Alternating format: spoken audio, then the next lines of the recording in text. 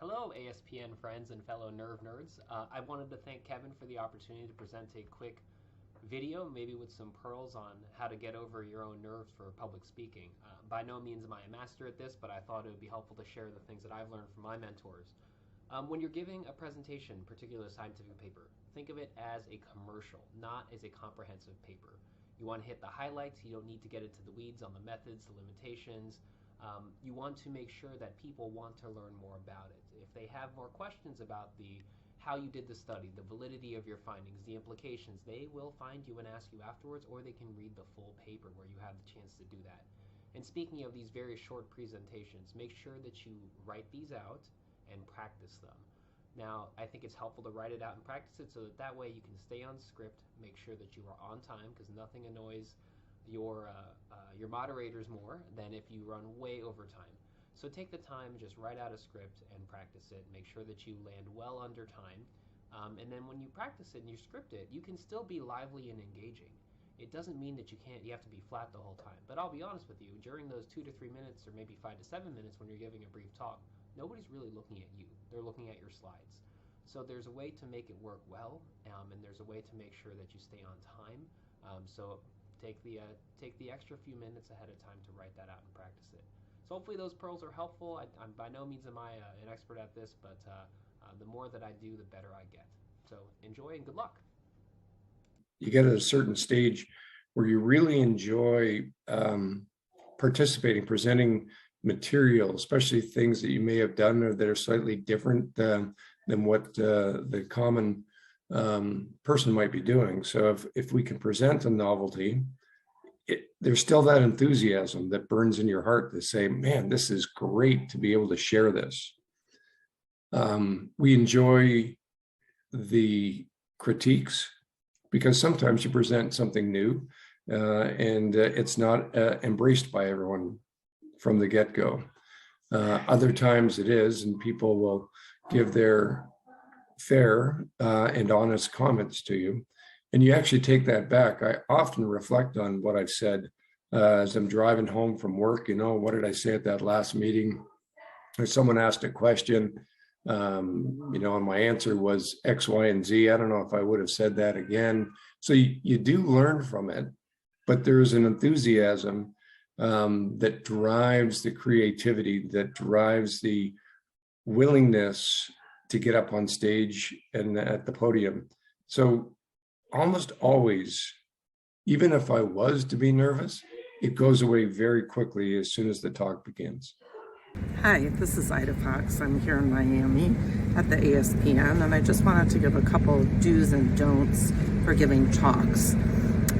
Sorry I'm a bit late, but I've had laryngitis and was waiting for my voice to recover. So the main thing I will say is to stay on time. Others are waiting to present their work, and you don't want to go over time and throw off the whole schedule. The next thing, I'll go through the talk. I would say when you start, don't restate the name, title, co-authors, or thank the audience. It just wastes time and it's unnecessary. However, do say if you're a medical student, undergraduate, resident, or fellow, because then you might get a break when it comes to questions, and also people will remember where you're at and be impressed with your work, especially if you're not an attending. For your talk, start with an attention grab. For your background slide, you don't just want to review the literature, you want to say why you're doing what you're doing and why it's meaningful in a compelling way. Finally, as you go through things, including the methodology and results, you want to explain or teach what you did and what you found, what this means for clinical care or science. You don't want to just read what you wrote, and you don't want to write too much.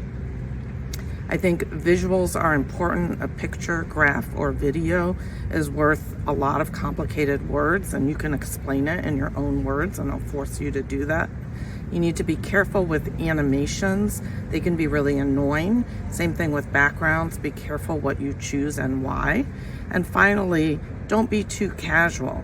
You want to be informal. You want to teach it, but you also want to be thoughtful and serious. Thank you so much, and hope you have a great talk and meeting.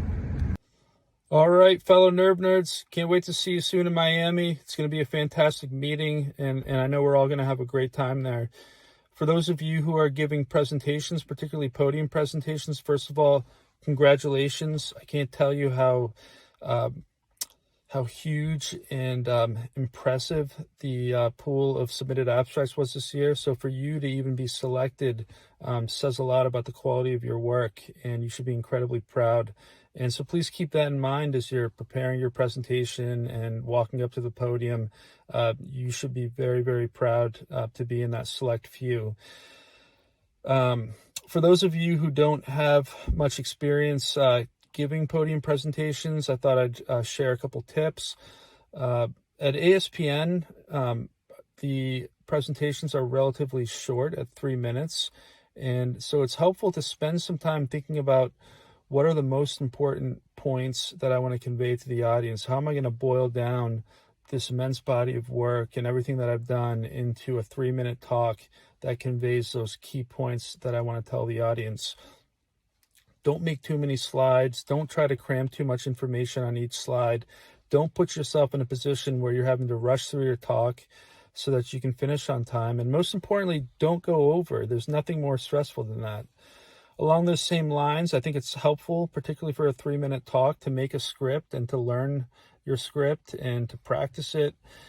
It's really hard to improvise and ad-lib your way through a 3-minute talk.